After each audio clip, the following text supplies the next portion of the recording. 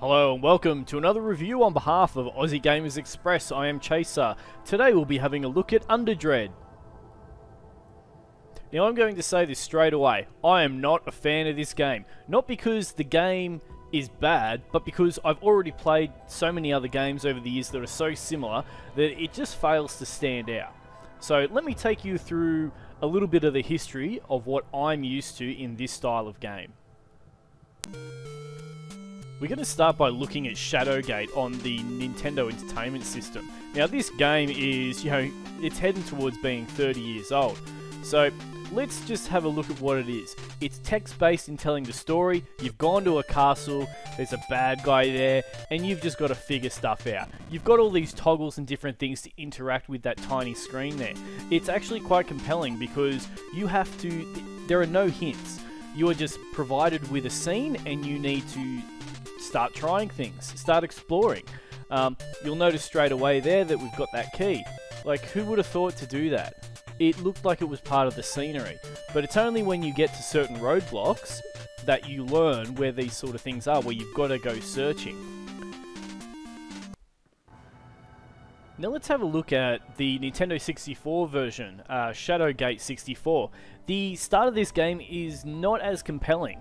You're being carried by this behemoth of a man to a cell, and he talks to you and he interacts with you, and there's not a great deal of immersion. You'll notice straight away that the guy in the cell next to you starts talking and dribbling and all that sort of stuff. He's just carrying on. Who cares? I want to play the game. Get on with the game. And this is where, for me, things really started to fall apart with these types of game. They're trying too hard to tell the story when I should be experiencing the story. Now, straight away upon viewing this narration by the character, it's in the past tense, so I already know he's already beaten the thing and he's talking about this in the past tense. The problem I have with this style of narration is there are so many factors that don't matter. It doesn't matter that I was in an inn, it doesn't matter how I got there, it doesn't matter that I have a daughter. What matters is that I went to the dungeon and I want to have an adventure. I don't need the motivation to go there to save my daughter, to find my daughter. When I turn up there and I'm exploring a dungeon, I'm exploring it because I, the gamer, want to explore an experience. I don't need to save the princess. This isn't Super Mario. Now here's where the game takes an absolute dive. No more than walking a few steps from the very start, you're being told what to do.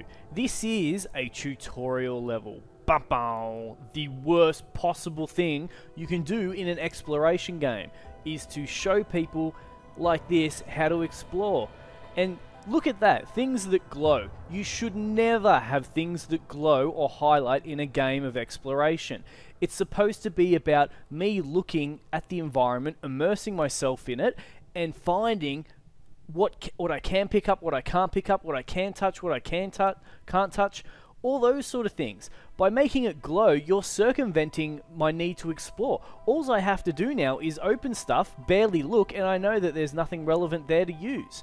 This kills the game. Okay, we've done the tutorial. I never imagined the actual scale of the thing going on here. A giant dungeon, a crypt filled with secrets and mystery and corpses.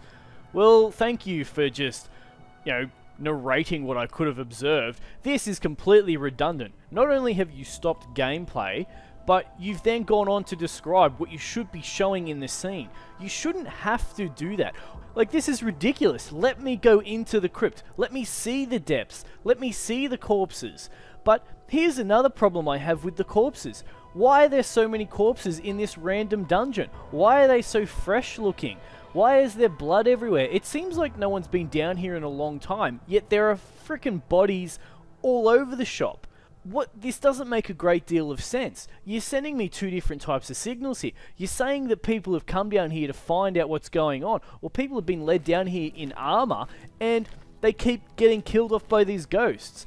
But what's so special about me? I don't seem to be getting killed by these ghosts. Like, this doesn't seem to match. There's a lot of mismatching here in the immersion, the storytelling. Now, there's not a lot of bad I can say about the movement and the environment and the textures. It reminds me sort of Morrowind, which is a fantastic game. I can't say that there's anything poor about the environment, the layout, or the controls. I've got no problem with those at all. They're fine.